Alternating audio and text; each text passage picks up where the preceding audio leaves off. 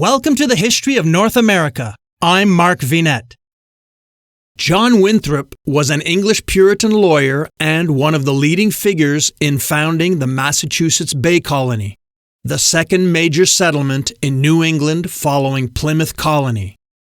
Winthrop delivered a sermon before he led the first large wave of colonists across the Atlantic Ocean from England in 1630.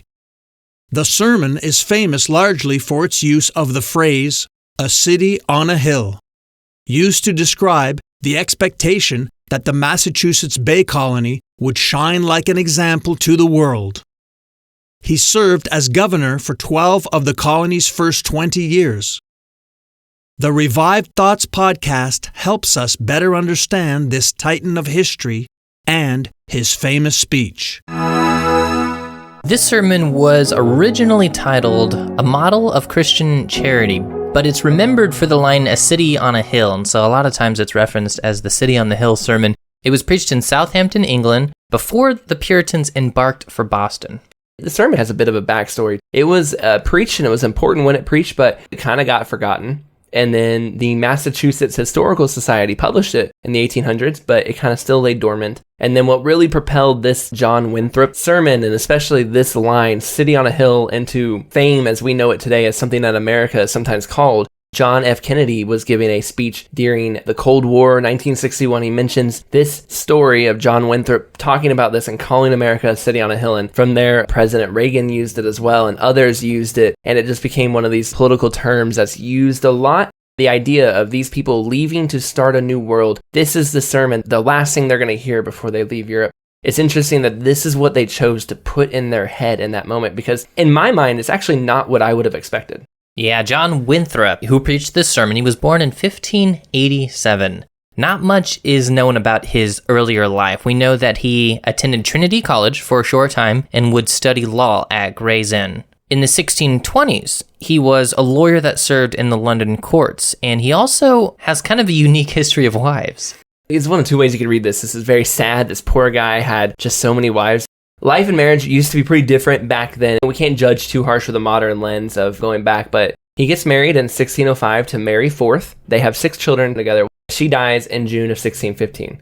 6 months later, in December of 1615, he marries again. This woman named Thomasine Clopton, and she dies about a year and a half later or so in 1616. Then in 1618, he marries Margaret Tyndall, and they have 6 kids together, and they go to the New World together, but she dies in 1647. This would be his longest lasting marriage, and it was almost 30 years. 6 months later, he marries another widow, but he actually dies before their only son gets born. What caused the death of a lot of these wives? They were sick and there was a disease. How many kids did he have? He had about 12 or 13, but not all of them made it to adulthood. John Winthrop, he was a Puritan who believed that the Church of England was too corrupt by Catholic rituals and that the true church couldn't flourish there in England. He asked the king for a charter to set up a colony, and the king assumed it was just a commercial colony, that he wanted to go there and set up a commercial colony, but Winthrop was not making his intentions clear that he wanted to set up a religious colony there. Winthrop and the other Puritans wanted to set out and start a new colony that would allow themselves to set apart from the rest of the world. Now, this was not just an ideal idea. They genuinely believed that God was going to punish England for her heresies. The idea of the end times approaching fits that thought process. They get on several boats and they set sail for the New World. They're leaving England behind. The heresies, they don't want to deal with it anymore. They're being persecuted this time too, and they think the end of the world is coming. If they stay here, it's going to go poorly for them. Winthrop loses a child on this passage to the New World. And actually, Winthrop, he had 2 other children, and they also died too. So he was familiar with loss between the many wives that he lost and the children that he also lost. Death was something he suffered a lot of, and I think a lot of these people that did. And yet they set out for this place that they knew was dangerous. They had heard the stories of how it went for the Pilgrims and how many of them had died trying to set up a home in this new land. And yet they still looked around and said, better to be out there where I might die, where I might lose my family, where we could all easily not make it, than to stay here and basically just wait for God's wrath. Now, they arrive in Salem, but Salem is too small, and so they kind of spread out through Massachusetts. He'll end up kind of making the capital Boston. They're not the only ones that come. This happened during a time period called the Puritan Migration from about 1620 to 1640. tens of thousands come over to America as fast as they can. Winthrop became the governor of the Massachusetts colony, and it was the religious colony that they wanted. On the one hand, Winthrop ended up being the much less extreme of all the Puritan governors. He executed and banished less people than the others, but it was still something that he did, most famously the banishment of Anne Hutchinson, who was excommunicated after a trial. He calls her the American Jezebel, and some say that she was banished because she didn't accept the moral laws of the Puritans. Others say that it was because she was preaching and teaching men and challenging the gender roles. Either way, that's definitely something that you wouldn't see get convicted in a modern court. Then there is the trouble of race relations. He got along pretty well with Native Americans. Most standards would say that he did, especially for his day, but they did build and take the land of Native Americans. They saw that was not currently under use as free game. And a lot of the Native Americans didn't set up permanent settlements the way that Europeans did, and they would move from one spot to another seasonally. So if you took a lake over and kind of controlled that lake because nobody was there, but those people came in during the winter to fish, you can see how this would be a problem and definitely a misunderstanding for sure. And some people would say just stealing it. He also praised God and said God was clearing the land from the heathens when a group of 300 Native Americans got smallpox and dwindled down to 50. But also, the Puritans helped help those 50 survive, get medicine, and not get sicker. So it's not a completely clear-cut thing. He's a little bit more complex than just one way or the other. Winthrop had a great relationship with one tribe of Native Americans, the Narragansetts, but that seems to be because they allied and tag-teamed with him against the Pequots, and they pretty much wiped them out. After that war, they took the survivors and shipped them to the West Indies, and he kept some of them as slaves, which was legal in Massachusetts at that time. And not to justify, but that was a pretty solid British way of doing things at that time. So it was definitely a byproduct of that age. This is dark stuff for a governor. It was common practice in those times, but for us today, it's hard to imagine doing things that way 400 years ago.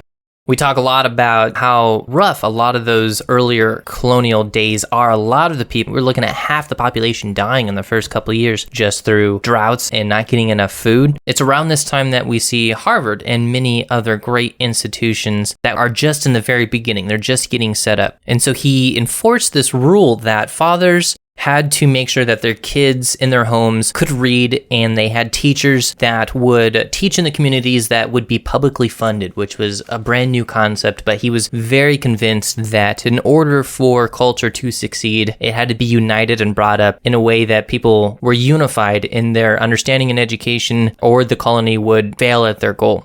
There were some, though, that did have issues with Winthrop and the way he ran the colony, and they'd separate and eventually start Connecticut due to the issues that they had with Winthrop.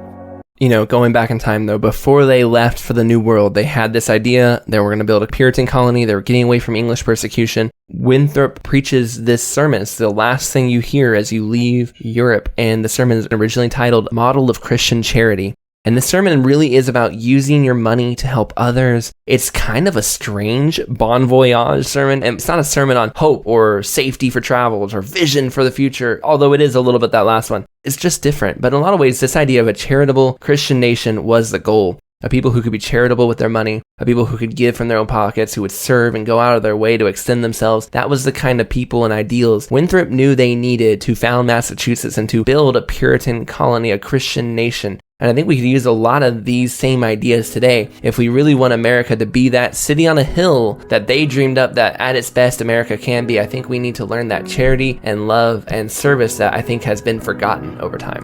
The famous line from the sermon that people still talk about today is, quote, a city on a hill. But what was the city on a hill? What was it known for? It's supposed to be known for its love and charity. It was known for being what Paul called us to be, a unified group. It was supposed to be a truly Christian nation. And that was the whole world. When they saw it really done the right way, they would want to emulate that more than anything else about America. And they made a covenant and they pledged themselves to it. They even use this line in there that says, if we stray from this God, then withhold your grace and blessing on us because we chose something false over you. I mean, they're dead serious as they leave for the New World about making this their goal and about glorying God in it. 150 years before the Declaration of Independence or the Constitution, the people in America heading out there to start it promised to make a colony that would shine with God's love to the world. I'm Mark Vinette, and I hope you're enjoying the ride.